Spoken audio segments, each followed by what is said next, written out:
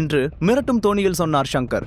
அப்போது காயத்ரி தேவி முன்னால் வந்து, கார்த்திகா, இதை விடு, யாரோ என்னமோ பேசிட்டு போகட்டும், உனக்கு இந்த கார் பிடிச்சிருக்கல, போய் ஓட்டி பாரு, உன்னோட மாமா இதை உனக்காக பாசமா வாங்கிட்டு வந்திருக்காரு என்று சிரித்து கொண்டே சொன்னார்.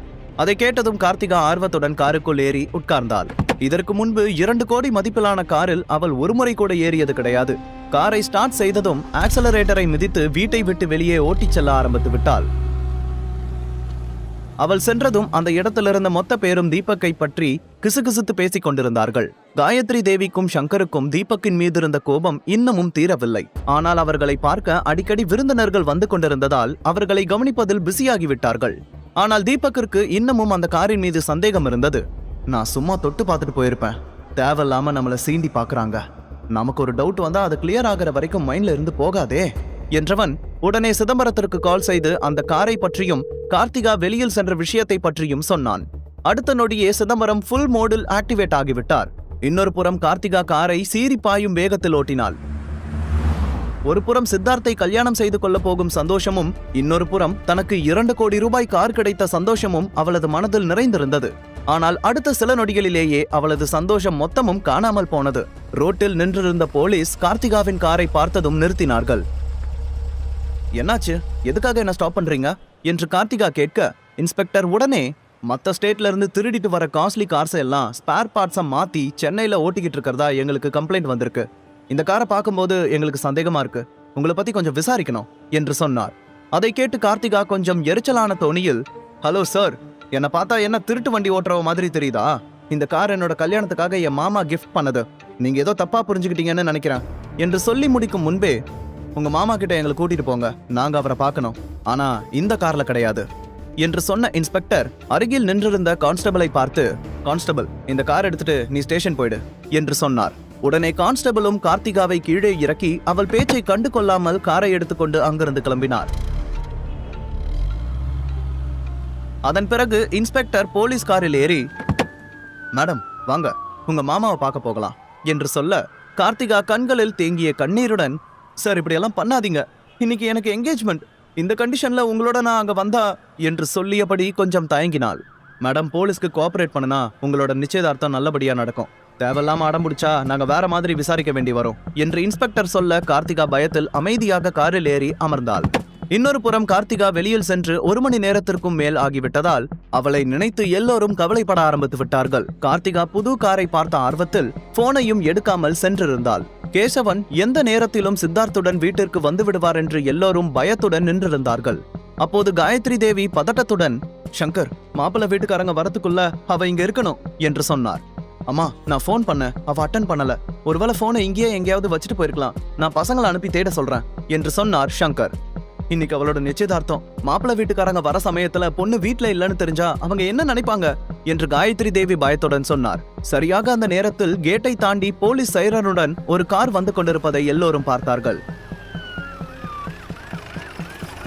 போலீஸ் எதற்காக இங்கே வருகிறார்கள் என்று தீபக்கிற்கு நன்றாக தெரியும். ஆனால் மற்ற யாருக்குமே அதை பற்றி தெரிந்திருக்க வாய்ப்பில்லை. ஷர்மிளாவும் போலீஸை பார்த்ததும் குழப்பத்துடன் வந்து தன் அப்பா அம்மாவிடம் நின்று கொண்டாள். காரிலிருந்து இன்ஸ்பெக்டர் கார்த்திகா 2 பேரும் இறங்குவதை பார்த்த காயத்ரி தேவி முன்னால் வந்து, இன்ஸ்பெக்டர் என்னாச்சு, எதுக்காக என் பேத்தியை நீங்க கூட்டிட்டு வந்திருக்கீங்க? கார்த்திகா, நம்ம புது காரங்கம்மா என்று கேட்டார். அவர் சொன்னதை கேட்ட இன்ஸ்பெக்டர் கொஞ்சம் கோபமான தோணியில், இங்க யார் சங்கர் என்று கேட்டார். அதை கேட்டதுமே காயத்ரி தேவி குழப்பத்துடன் திரும்பி சங்கரை பார்த்து, சங்கர், இவர் உனக்கு தெரிஞ்சவரா, எதுக்காக வந்திருக்காரு என்று கேட்டார். உடனே இன்ஸ்பெக்டர், அதை நான் சொல்றேன், உண்மையிலேயே இந்த சங்கர் கிஃப்டா கொடுத்த கார் ஒரு திருட்டு கார். நாங்க ரொம்ப நாளா அந்த கும்பலை தேடிட்டு இருக்கோம். அவங்க மத்த ஸ்டேட்ல இருந்து இந்த மாதிரி சொகுசு காரை திருடி அதோட பார்ட்ஸ் எல்லாம் மாத்தி டூப்ளிகேட் பண்ணி சேல் பண்ணிட்டு இருக்காங்க என்று சொன்னார். அதை கேட்டதும் காயத்ரி தேவிக்கு பயங்கர அதிர்ச்சியாக இருந்தது. சுற்றி நின்றிருந்த உறவினர்கள் எல்லோரும் தங்களுக்குள் கிசுகிசுத்து கொண்டார்கள். சங்கர் பதில் எதுவும் சொல்லாமல் அமைதியாக, அனைவருக்கும் புரிந்துவிட்டது, அது தீபக் சொன்னபடி டூப்ளிகேட் கார் தான். எல்லோரும் பார்க்க காயத்ரி தேவியால் அந்த அவமானத்தை தாங்கிக் கொள்ள முடியவில்லை. என்ன சங்கர் இதெல்லாம், அப்ப நீ என்கிட்ட போய் சொன்னியா? இனிமே நான் எப்படி வெளியில தலை காட்டுவேன்? இப்படி பண்ணிட்டியே, இதுக்கு மேல நீ என் மூஞ்சிலேயே முழிக்காத என்று கோபமாக சொன்னார். அவர் சொன்னதை கேட்டு சங்கர் கண்கள் கலங்க, அம்மா என்ன மன்னிச்சிடுங்க, நான் பெரிய தப்பு பண்ணிட்டேன், கார்த்திகாவுக்கு ஒரு காஸ்ட்லி கிஃப்ட் கொடுக்கணும்னு தான் இப்படி பண்ண என்று தலை குனிந்தபடி சொன்னார். இன்ஸ்பெக்டர், இதுக்கும் என் பேத்திக்கும் எந்த சம்பந்தமும் இல்ல, இதுக்கெல்லாம் காரணம் என்னோட மகன் சங்கர் தான். நீங்க அவன ஸ்டேஷனுக்கு கூட்டிட்டு போய் என்ன வேணாலும் விசாரிங்க. தப்பு பண்ணினவங்க தண்டனை அனுபவிச்சுதான் ஆகணும் என்று கோபமாக சொன்னார். உடனே இன்ஸ்பெக்டர் சங்கரின் கைகளில் விலங்கு மாட்டி இழுத்துச் சென்றார். சங்கர் அவமானத்தால் கூனி குறுகியபடி நடந்து சென்றார். அந்த காட்சியால் மொத்த சூழலும் அமைதியாக மாறியது. அப்போது காயத்ரி தேவியின் பார்வை தீபக்கின் மீது இருந்தது. சிறிது நேரத்திற்கு முன்பு தீபக் சொன்னது போல அப்படியே நடந்ததால் ஷர்மி மனதிற்குள் சந்தோஷப்பட்டு கொண்டாள். சங்கரை அங்கிருந்து அழைத்துச் சென்றதும், அவ்வளவுதான், எல்லாம் முடிஞ்சு போச்சு. இனிமே இதை பத்தி யாரும் பேச வேண்டாம். இன்னமும் கொஞ்ச நேரத்துல மாப்பிள்ளை வீட்டுக்காரங்க வந்துருவாங்க. இங்க நடந்த எதுவும் அவங்களுக்கு தெரியக்கூடாது, புரிஞ்சுதா என்று காயத்ரி தேவி தங்களது உறவினர்களை பார்த்து சொன்னார். அதை கேட்டு எல்லோரும் அமைதியாக தலையை ஆட்டியபடி அவரவர் இடத்திற்கு சென்றார்கள். எல்லோரும் சென்றதும் ஷர்மிளா தீபக்கை பார்த்து, அந்த கார் திருட்டு கார் தான்னு உனக்கு எப்படி தெரியும் என்று கேட்டாள்.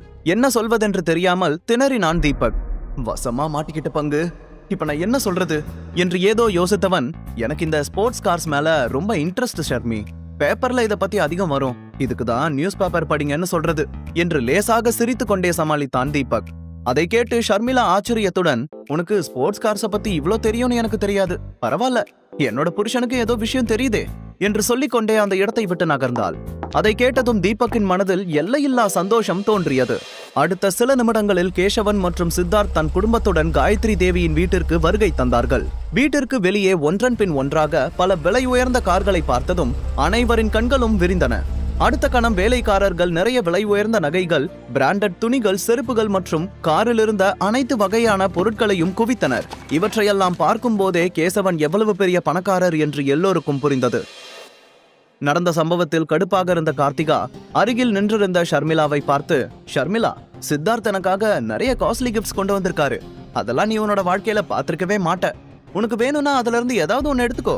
ஏன்னா உன் ஹஸ்பண்டால உனக்கு அதெல்லாம் வாங்கி கொடுக்க முடியாதுல்ல என்று சொல்லி சிரித்தாள். அப்பா, உன்னோட இந்த அன்புக்கு ரொம்ப தேங்க்ஸ் கார்த்திகா. சின்ன வயசுல இருந்தே உன்னோட இந்த பாசத்தை என்னால ஜீர்ணிக்கவே முடியல. எனக்கு எதுவும் வேண்டாம், நீயே வச்சுக்கோ என்று சொல்லிவிட்டு அந்த இடத்தை விட்டு நகர்ந்தாள். இன்னொரு புறம் கார்த்திகாவின் வீட்டில் கிடைத்த வரவேற்பை பார்த்து சித்தார்த் ரொம்பவே சந்தோஷமாக இருந்தான். அப்போது எதர்ச்சியாக அங்கே தீபக் நின்றிருப்பதை பார்க்க அவனுடைய மொத்த சந்தோஷமும் பறந்து போனது. SV குரூப்ஸில் நடந்த விஷயம் எல்லாமே அவன் நினைவில் வந்து சென்றது. உடனே நேராக தீபக்கின் அருகில் வந்து, அன்னைக்கு நீ SV குரூப்ஸுக்கு ஏதோ வேலையா வந்தன்னு சொன்னியே, அங்க நீ என்ன பண்ணிட்டு இருந்த என்று அவன் கண்களை பார்த்து கேட்டான் சித்தார்த். அன்னைக்கு எதுக்காக SV குரூப்ஸுக்கு வந்த என்று கேட்டான். உடனே தீபக் நக்கலாக சிரித்தபடி, பாத்ரூம் கழுவுறதுக்கு என்று சொன்னான். அதை கேட்டதும் சித்தார்த்தின் முகம் இன்னமும் தீவிரமாகிவிட்டது. உடனே அங்கிருந்த எல்லோரும் தீபக்கையே பார்க்க ஆரம்பித்து விட்டார்கள். கார்த்திகா கோபத்தில் ஷர்மிளாவை பார்த்து, ஆமா, தீபக் SV குரூப்ஸுக்கு பாத்ரூம் கழுவுற வேலைக்காக வந்திருந்தாரு, அதை நான் உன்கிட்ட சொல்ல மறந்துட்டேன் என்று சொன்னாள்.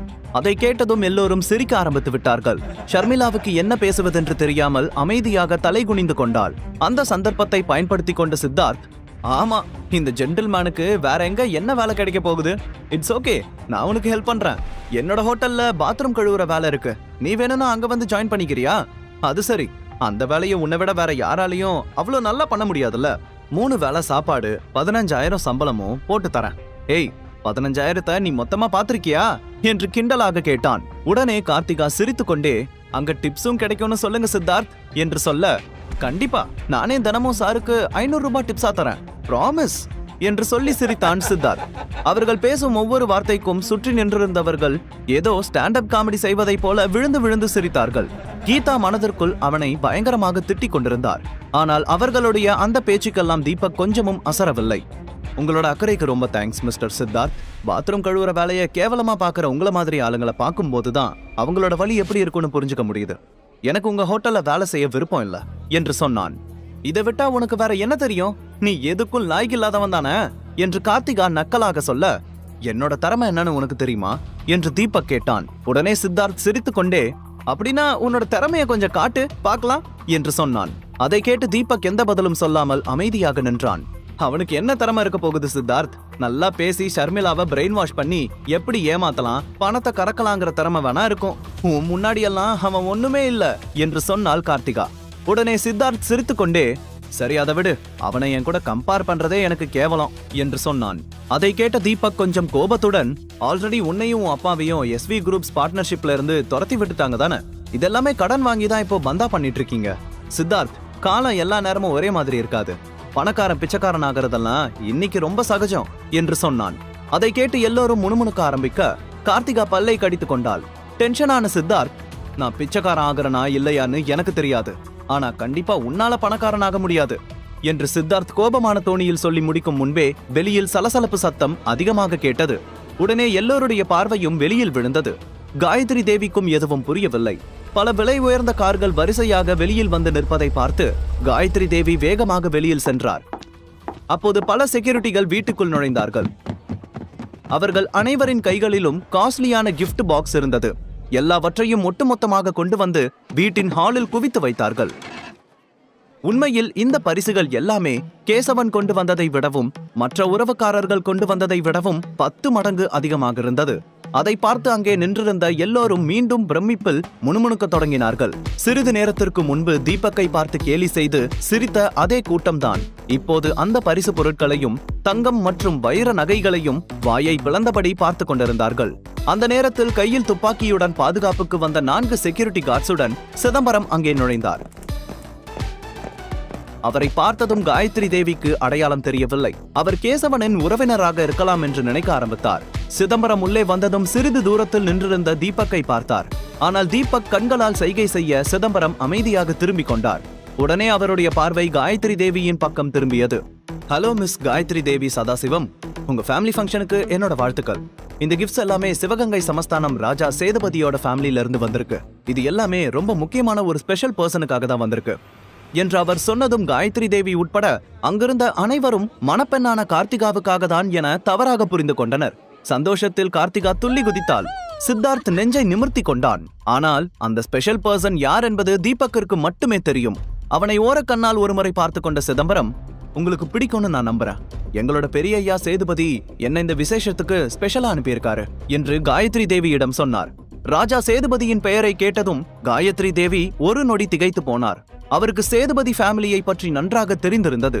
கார்ப்பரேட் பிசினஸ் உலகத்தில் இருக்கும் எல்லோருக்கும் சிவகங்கை சேதுபதி என்ற பெயர் ரொம்பவே பரிச்சயமாக இருந்தது. முழு கதையையும் கேட்டு மகிழ பாக்கெட் FM ஆப்பை டவுன்லோட் செய்யுங்கள். லிங்க் டிஸ்கிரிப்ஷனில் கொடுக்கப்பட்டுள்ளது.